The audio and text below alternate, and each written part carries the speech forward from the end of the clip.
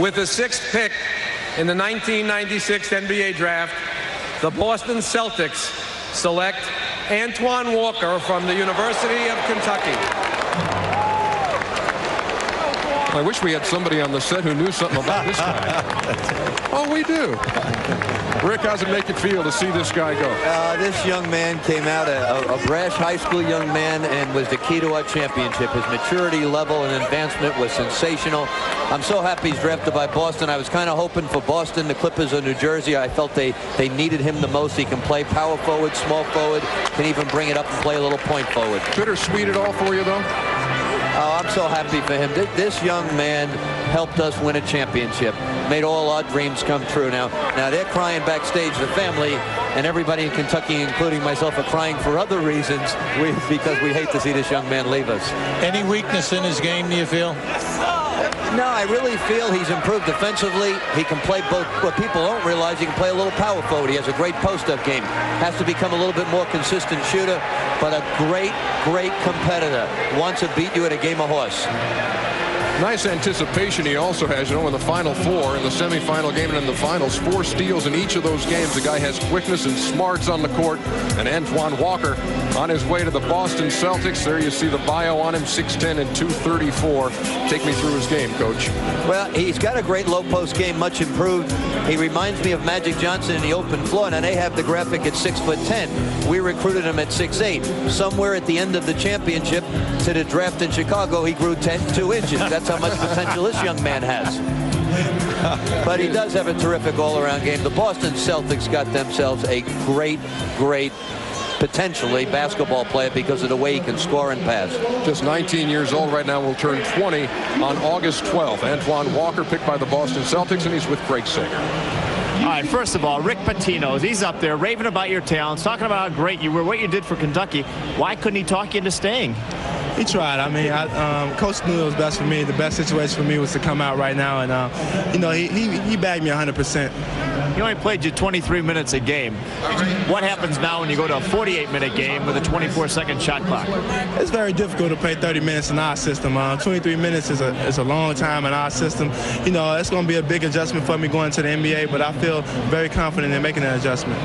On behalf of Larry Bird, who had a lot to do with your selection, and all the Celtic fans, compliments on the Taylor, the green. It looks good on you already. Yeah, it's, I guess I made the right decision. I didn't have no idea I was going to the Celtics, but I feel very happy and with them picking me.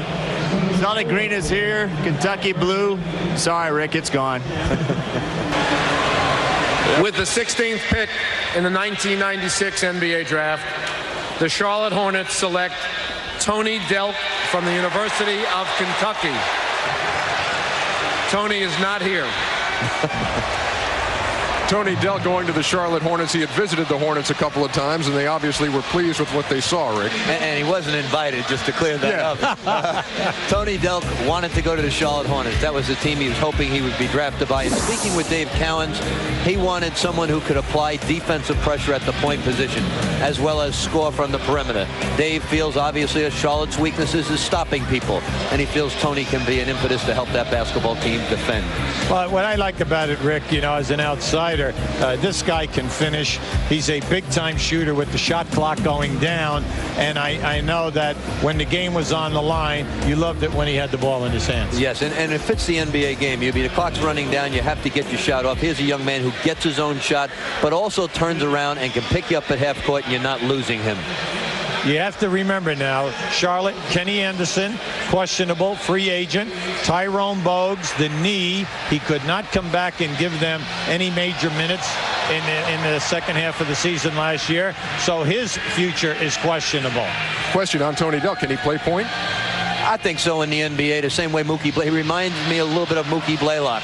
You remember, you have a 24-second clock. You don't have that many options to run. You've got to run a pick and roll. You've got to get the ball inside. Tony Delk can certainly bring the ball up versus pressure and play that position. And I think Kenny Anderson will not be signed now by the Charlotte Hornets. He was the MVP of the Final Four right here in this building as Kentucky won the national championship. Hit 7 threes in the clinching game, did Tony Delk. Let's check in now with Peter. You know why we won the national championship. Walter McCarty is a 10-star person on a 5-star scale. The New York Knicks at 18 and 19 are doing magnificent. I don't just say that because I've coached this young man. He's a legit 6'10". He gives them what they need from the perimeter. He can knock down the three-point shot, the mid-range shot, his low post game. I always used to say when he got hit and went to the ground, I said, look, God forbid someday you get hit by Ewing, Mason, or Oakley. He's now going to find out. He'll never forgive me for making that statement. To the rousing cheers of some New York Knicks fans, Walter McCarty makes his entrance to the stage.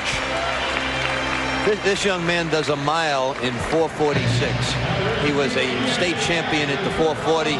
He's a great sprinter. He has great hops, wins every slam dunk contest, plays the piano, and can do Stevie Wonder impersonations better than Stevie Wonder. So he's a well-rounded young man. Now, the Knicks came out of this with a windfall, and they still have another pick.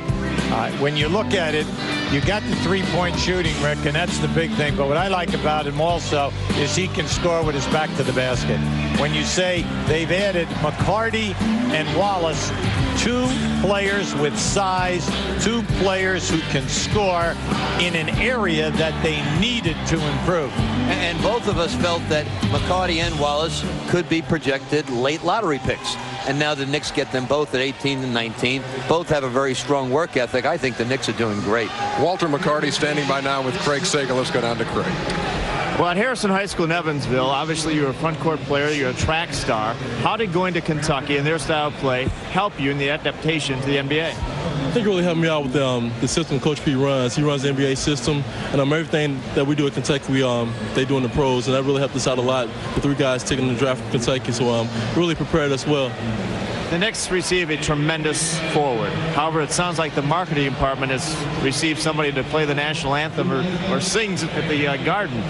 What song possibly describes how you feel right now? Because even though times got rough, you never turned away. You were right there, and I thank you. Walter McCarty, obviously right at home inside the Garden or outside on Broadway. Congratulations. Good luck in New York.